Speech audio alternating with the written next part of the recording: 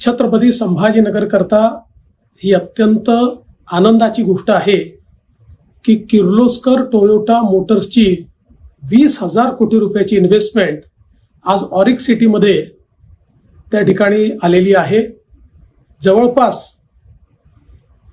Toyota किर्लोस्करच्या माध्यमातून या ठिकाणी 8,000 लोकांना थेट रोजगार मिळणार आहे आणि जवळपास 12 ते 13,000 लोकांना इनडायरेक्ट रोजगार मिळणार आहे।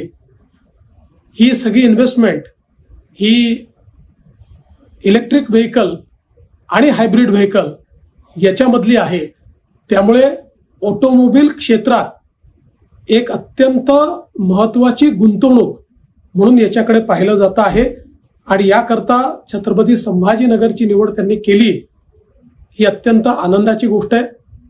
माननीय मुख्यमंत्री एकनाथराव शिंदेजींच्या नेतृत्वात सातत्याने आम्ही या गुंतवणुकीचा पाठपुरावा केला आणि त्यांच्यासमोर अनेक राज्यांची ऑप्शन्स असताना आणि विशेषतः कर्नाटकमध्ये ते ऑलरेडी प्रेझेंट असताना देखील त्यांनी महाराष्ट्राची निवड केली।